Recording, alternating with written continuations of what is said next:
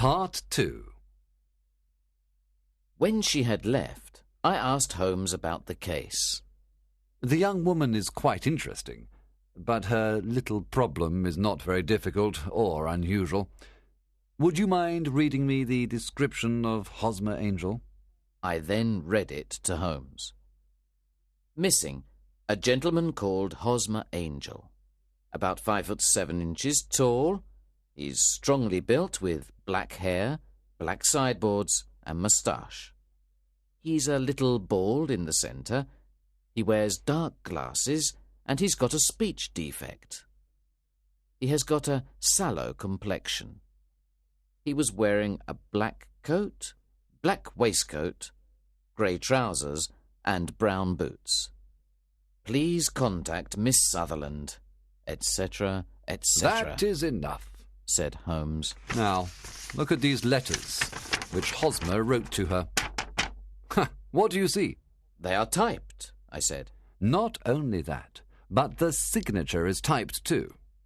The point about the signature is very suggestive. In fact, we can call it conclusive. Of what? My dear fellow, can't you see how important this fact is to the case? No, I can't, I replied. Unless Hosmer didn't sign his letters because he didn't want to be legally responsible for what he promised. No, that was not the point, said Holmes. But now I will write 2 letters which will solve this mystery.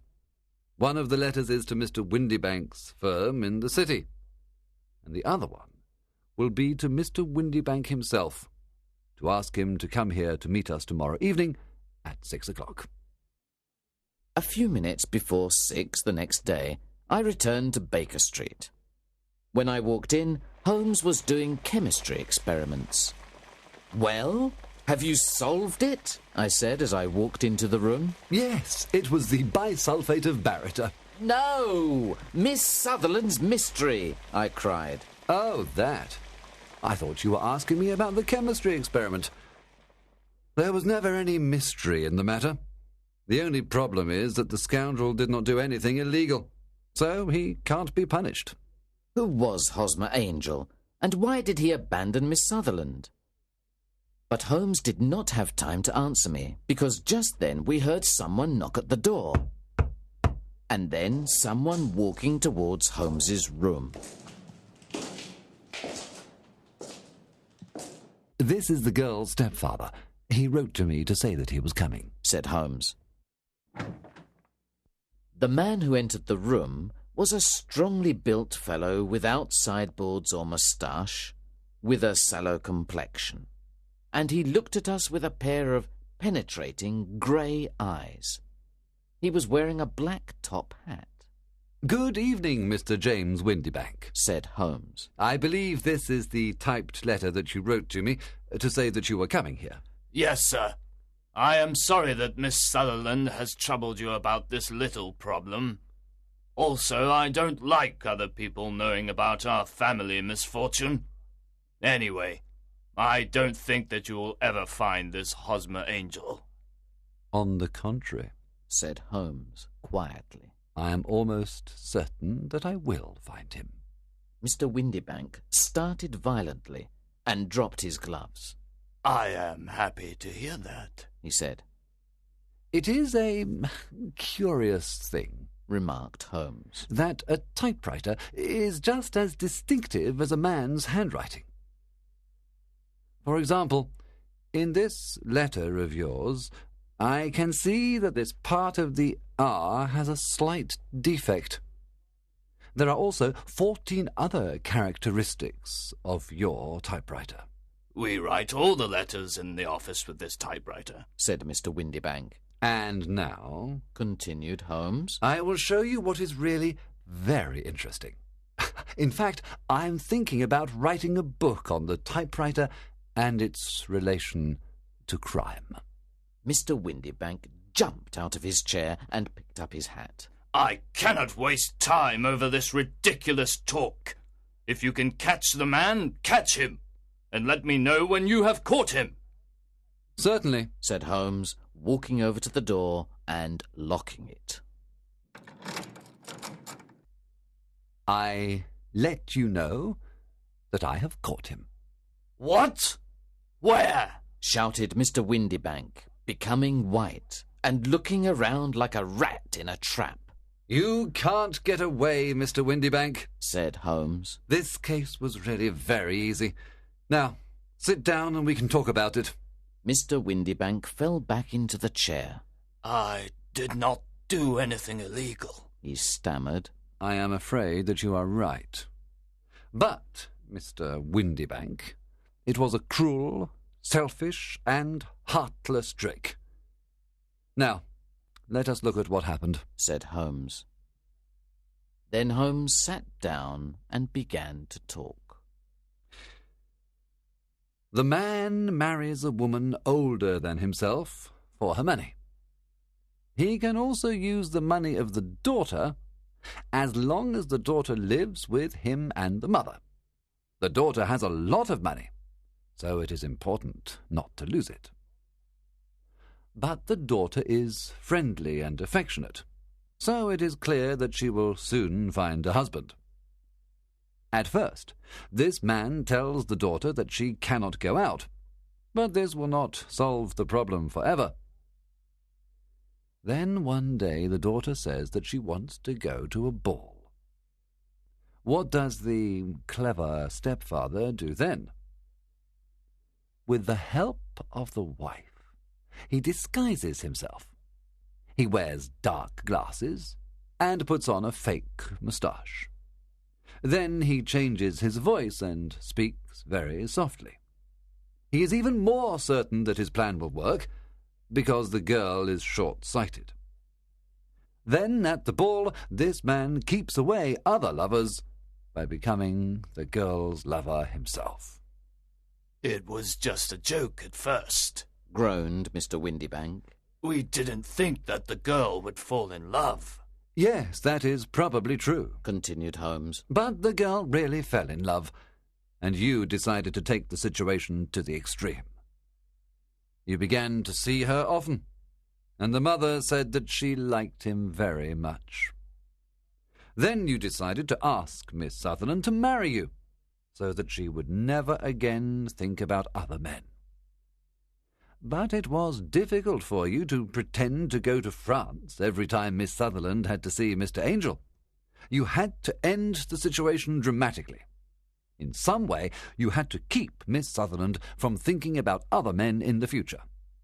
Therefore, you made her promise on the Bible, and you told her that something could happen on the very morning of the wedding. You took her to the church, but obviously you could not marry her. You disappeared by using the old trick of entering one door of a cab and walking out the other. I think this is the chain of events, Mr. Windybank." Yes, maybe that is true, replied Mr. Windybank. But I did not do anything illegal. And now you are breaking the law because you will not let me leave this room. "You are right. You did not do anything illegal," said Holmes, as he unlocked and opened the door. "But you really deserve to be punished, and I would like to do it."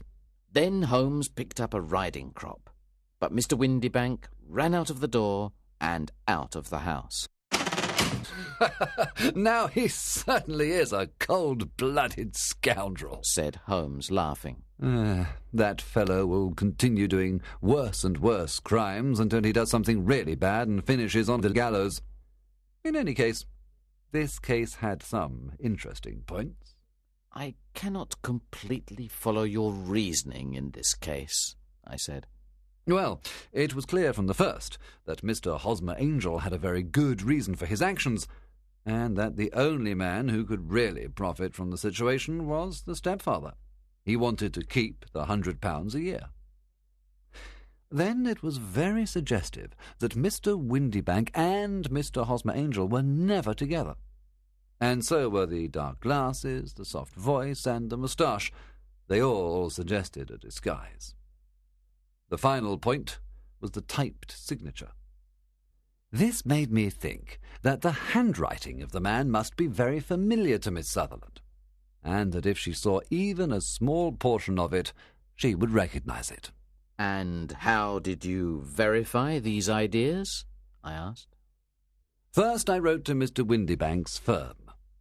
In the letter, I described Mr. Angel after I had eliminated everything that could be a disguise, like the glasses, the moustache, and the voice, and I asked them if they had an employee like that. They wrote back to me and said that I had described Mr. James Windybank. Then I wrote to Mr. Windybank to invite him here, and as I expected, he typed his reply to me. Then I compared his letter with the letters of Mr. Angel. Voilà tout. And Miss Sutherland? I asked. If I tell her, she will not believe me, replied Holmes. Maybe you remember this Persian saying, "It is dangerous to take a tiger cub from its mother, and it is dangerous to take a delusion from a woman." The Yellow Face, Part 1. Sherlock Holmes did not like aimless physical exercise, but one spring day I persuaded him to go for a walk with me in the park. We walked for 2 hours, and it was almost 5 when we returned to Baker Street. "I beg your pardon, sir," said our page boy as we entered. "There was a man waiting for you. He was a very restless gentleman. He walked all around the room saying, 'Isn't Mr. Holmes going to return?' Finally, he left." You see, Holmes said to me, I needed a case, and now I have lost this one because we went for a walk in the park. Hello? That's not your pipe on the table? Well, that man must have a very big problem, because he left his pipe. It is obvious that he likes this particular pipe very much. "How do you know that he likes it very much?" I asked. Well, Explained Holmes, I think this pipe costs around 7 and 6pence. Now, look, it has been mended twice with silver bands that probably cost more than the pipe itself.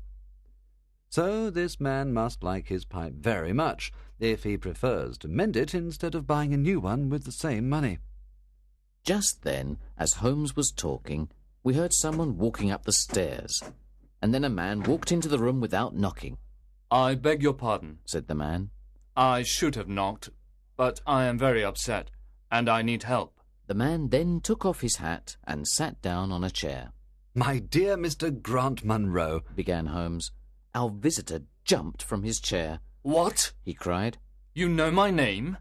"If you want to preserve your incognito," said Holmes, smiling, "then you should not write your name on the inside of your hat, or else you should turn the inside of your hat away from the person whom you are addressing. Anyway, my friend and I have heard many strange secrets in this room, and we have had the fortune to help many people.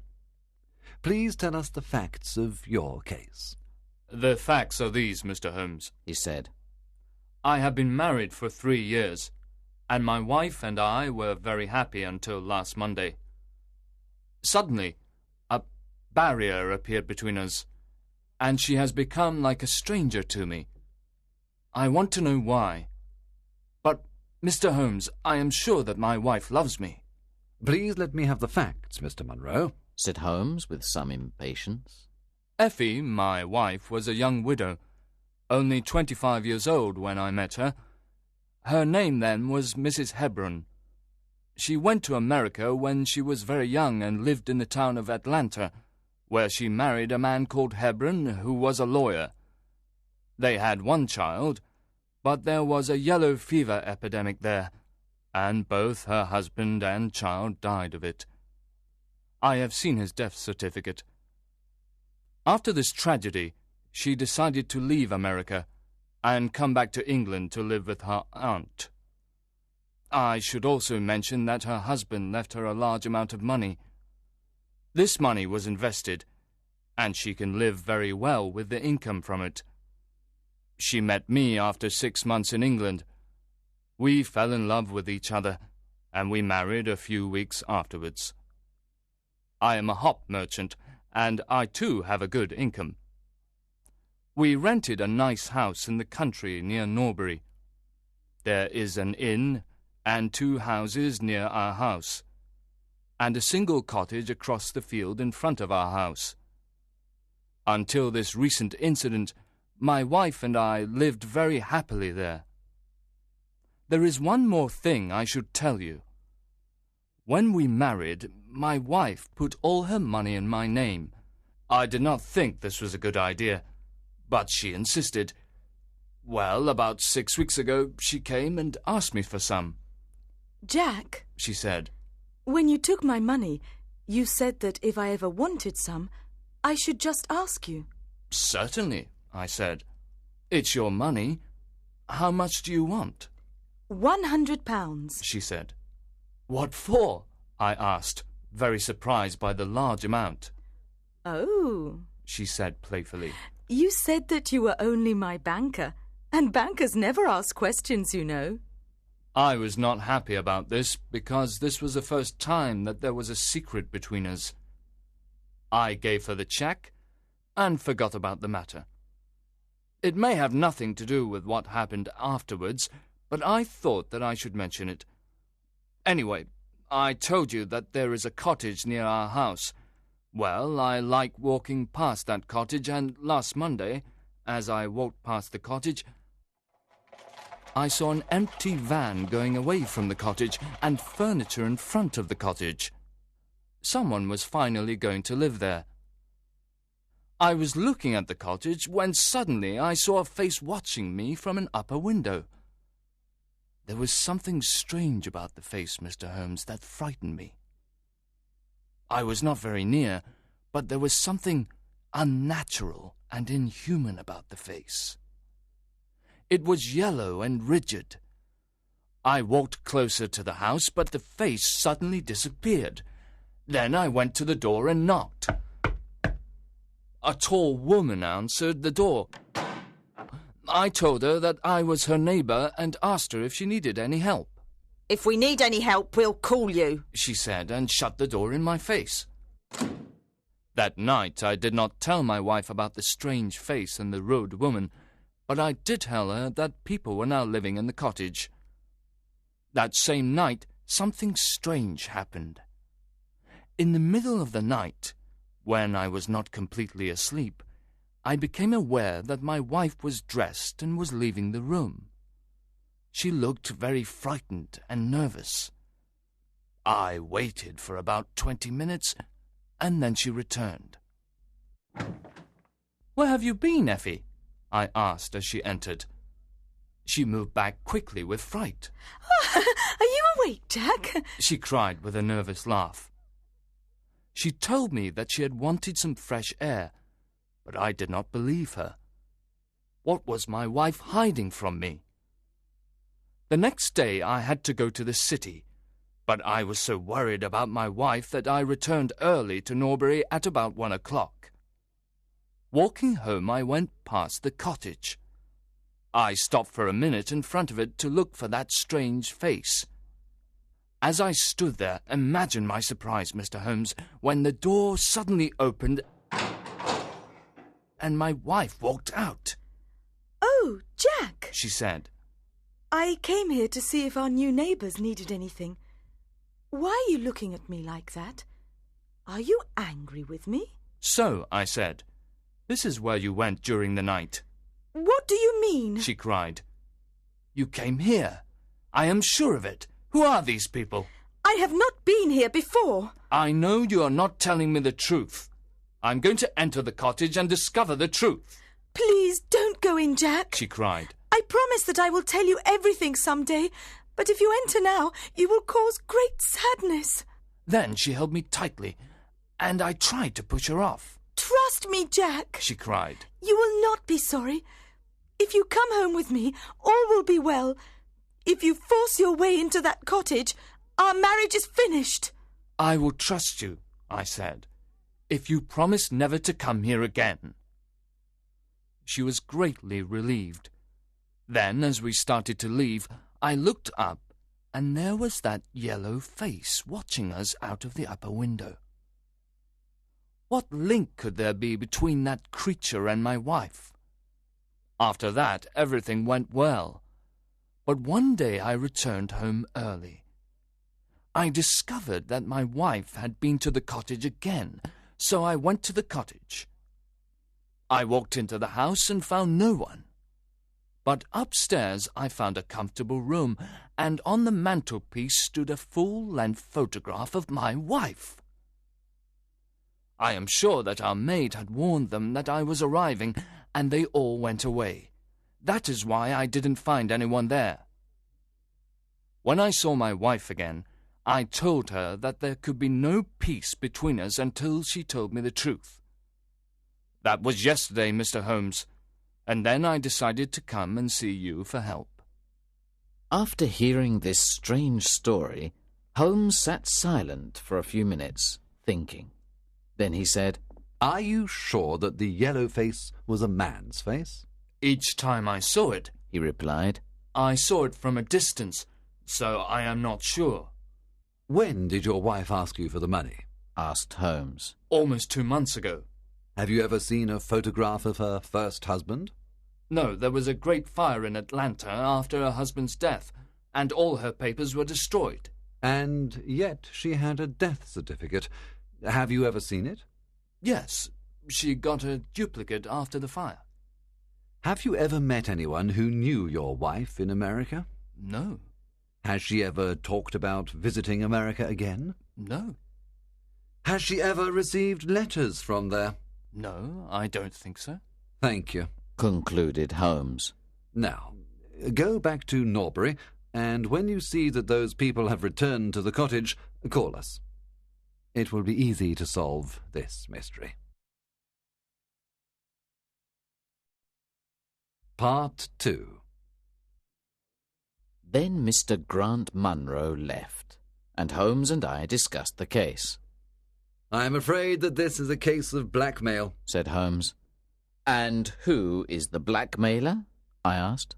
"Well, it must be that creature with the yellow face. Upon my word, Watson, there is something very attractive about that yellow face at the window, and I would not miss this case for worlds." "Have you got a theory?" I asked. "Yes," Holmes replied. "I think her first husband is in the cottage. This is what I think happened. This woman was married in America. Her husband got a terrible disease. That is why he has that horrible yellow face.